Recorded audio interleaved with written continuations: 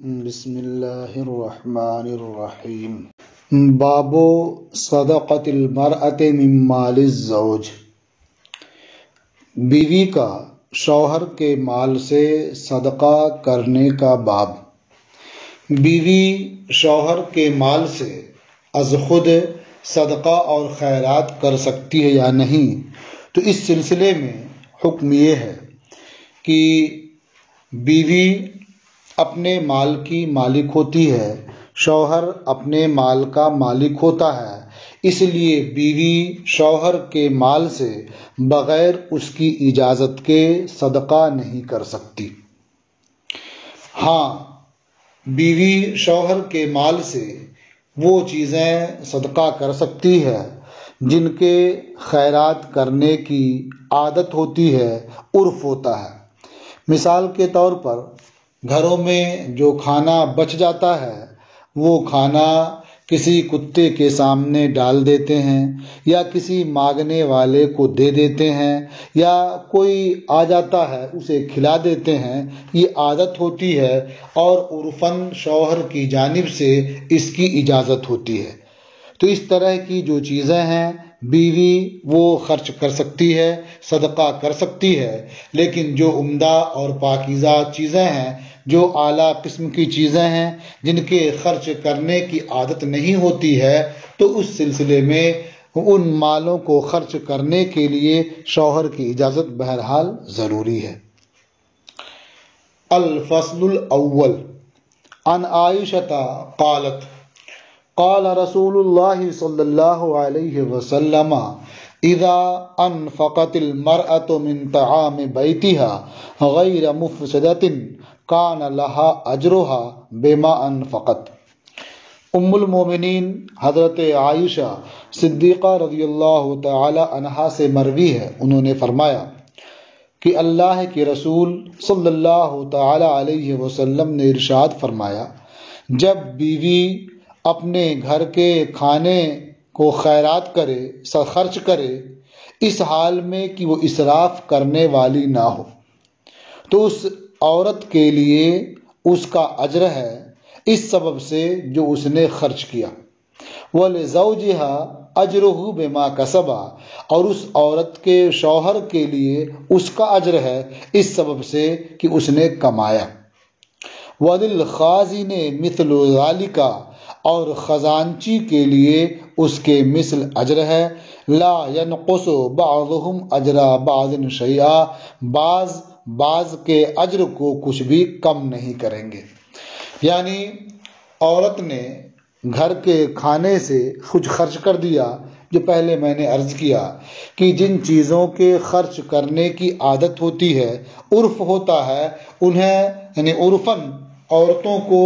ایسی چیزوں کے خرچ کرنے کی اجازت ہوتی ہے، تو عورت نے اپنے گھر سے وہ چیز خرچ کر دی، اسی لیے قید لگی غیر مفسدۃ، یعنی اس صدقہ کرنے میں، خرچ کرنے میں وہ اسراف کرنے والی نہ ہو، یعنی جس قدر خرچ کرنے کی عادت ہو، عرف ہو، اسی قدر وہ خرچ کرے، تو اس عورت کے لیے خرچ کرنے کا اجر و ثواب ہوگا، اور اس عورت کے شوہر کے لیے اسے کمانے کا اجر و ثواب ہوگا، اور جو اس کی دیکھ بھال کرنے والا ہے، جو خزانچی ہے، اس کے لیے بھی اسی طرح سے اجر و ثواب ہوگا۔ اللہ تبارک و تعالیٰ ایک چیز خرچ کرنے میں ایسے موقع پر 3 لوگوں کو اجر و ثواب عطا فرمائے گا، اور ان میں سے کسی کا اجر و ثواب دوسرے کے اجر و ثواب میں کچھ کمی بھی نہیں کرے گا۔ یعنی عورت کو جتنا اجر و ثواب ملے گا، اس کے اجر و ثواب کی بنیاد سے شوہر کے ثواب میں کچھ کمی نہیں ہوگی، شوہر کو جو اجر و ثواب ملے گا اس سے خازن کے اجر و ثواب میں کچھ کمی نہیں ہوگی۔ اللہ تبارک و تعالیٰ بڑا کریم ہے، وہ اپنے کرم سے، اپنے فضل سے ہر ایک کو اجر و ثواب عطا فرمائے گا۔ متفق علیہ، یہ حدیث متفق علیہ۔ وعن ابی ہریرہ قال، اور حضرت ابو ہریرہ رضی اللہ تعالی عنہ سے مروی ہے، انہوں نے فرمایا، قال رسول اللہ صلی اللہ علیہ وسلم اذا انفقت المرأة من کسب زوجها من غیر امرہ، اللہ کے رسول صلی اللہ تعالی علیہ وسلم نے ارشاد فرمایا کہ جب عورت اپنے شوہر کی کمائی سے اس کی اجازت کے بغیر خرچ کر دے فلہا نصف اجرہ، تو اس عورت کے لیے مرد کے اجر کا نصف ہے، یعنی اس خرچ کے اجر و ثواب میں عورت اور شوہر دونوں شریک ہوں گے۔ آدھا اجر و ثواب شوہر کو ملے گا کہ اس نے کمایا ہے، اور آدھا اجر و ثواب یہ عورت کو ملے گا کہ اس نے خرچ کیا ہے۔ اور یہاں جو فرمایا گیا من غیر امر ہی سے مراد من غیر امر جدید، یعنی جن چیزوں کے خرچ کرنے کی عادت ہے، عرف ہے، اس کے لیے کوئی نیا حکم شوہر سے نہیں لیا اور اس کی اجازت کے بغیر خرچ کر دیا، تو دونوں کو آدھا آدھا اجر و ثواب ملے گا۔ وہ دونوں اس خرچ و صدقے کے اجر و ثواب میں شریک ہوں گے۔ متفق علیہ، یہ حدیث متفق علیہ ہے۔ وعن ابی موسیٰ الاشعری قال، اور حضرت ابو موسیٰ اشعری سے مروی ہے، انہوں نے فرمایا قال رسول اللہ صلی اللہ علیہ وسلم الخازن المسلم الامین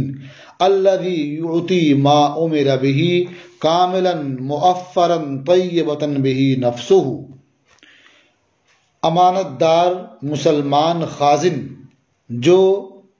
عطا کرتا ہے وہ جسے عطا کرنے کا حکم دیا گیا، کامل طور پر پورا اس حال میں کہ اس کا دل اس سے خوش بھی ہوتا ہے۔ فَيَدْفَعُهُ إِلَى الَّذِي أُمِرَ لَهُ بِهِ، تو وہ خازن وہ چیز اسے عطا کر دیتا ہے جسے جو چیز دینے کا حکم دیا گیا ہے۔ احد المتصدقین، تو ایسا خازن صدقہ کرنے والوں میں سے ایک ہے، یعنی جو صدقہ کرنے والوں کو اجر و ثواب ملتا ہے وہی اجر و ثواب اس خازن کو بھی ملے گا جو امانت دار ہے، مسلمان ہے، اور آقا اور مالک کی اجازت کے مطابق خوش دلی سے خرچ کرتا ہے، جسے جتنا دینے کا حکم ہوتا ہے اتنا اسے دے دیتا ہے۔ اس سے یہ بات سمجھ میں آتی ہے کہ جو خزانے کی حفاظت پر مامور ہوتے ہیں عموماً ان کے دلوں میں حرص اور لالچ ہو جاتی ہے، اور وہ یہ چاہتے ہیں کہ ان کے پاس مال زیادہ سے زیادہ محفوظ رہے، وہ زیادہ خرچ کرنا نہیں چاہتے ہیں۔ مالک اگر خرچ کرنے کے لیے کہتا ہے، کسی کو دینے کے لیے کہتا ہے، تو ان کی کوشش یہ ہوتی ہے کہ اس سے کم ہی دینا پڑے جتنا مالک کہہ رہا ہے۔ تو ایسے ان حالات میں اگر کوئی امانت دار مسلمان خازن ہے اور وہ مالک جتنا کہتا ہے، جسے دینے کے لیے کہتا ہے، خوشی سے اسے اتنا دے دیتا ہے، تو اس کے لیے صدقے کا اجر و ثواب ہوتا ہے، یعنی وہ احد المتصدقین ہے۔ متفق علیہ، یہ حدیث متفق علیہ۔ وعن عائشہ قالت ان رجلا قال للنبی صلی اللہ علیہ وسلم ان امی افطلتت نفسها، ایک شخص نے، یعنی ام المومنین حضرت عائشہ رضی اللہ تعالی عنہا سے مروی ہے، انہوں نے فرمایا کہ ایک شخص نے نبی کریم صلی اللہ تعالی علیہ وسلم سے عرض کیا کہ میری ماں اچانک انتقال کر گئیں، وَأَظُنُّهَا لَوْ تَكَلَّمَتْ تَصَدَّقَتْ، اور میرا گمان یہ ہے، میرا ظن یہ ہے کہ اگر انہیں بات کرنے کا موقع ملتا، اگر وہ بات کرتی تو صدقہ کرتی۔ فَهَلْ لَهَا أَجْرٌ إِن تَصَدَّقْتُ عَنْهَا، تو کیا انہیں اجر و ثواب ملے گا اگر میں ان کی جانب سے صدقہ کر دوں؟ قال نعم، تو نبی کریم صلی اللہ تعالی علیہ وسلم نے ارشاد فرمایا ہاں، یعنی اگر تم ان کی جانب سے صدقہ اور خیرات کرو تو انہیں اس کا اجر و ثواب ملے گا۔ متفق علیہ، یہ حدیث متفق علیہ ہے۔ اس سے سمجھ میں آتا ہے کہ جو زندہ ہیں ان کی عبادت کا، ان کے نیک عمل کا ثواب مرنے والوں کو ملتا ہے۔ صدقہ خیرات کرنا یہ باعث اجر و ثواب ہے، اور زندہ آدمی کسی مرنے والے کی نیت سے صدقہ خیرات کرتا ہے تو مرنے والے کو اس کا اجر و ثواب ملتا ہے، جو اس حدیث پاک سے صاف ظاہر ہے۔ الفصل الثانی عن ابی امامہ قال، دوسری فصل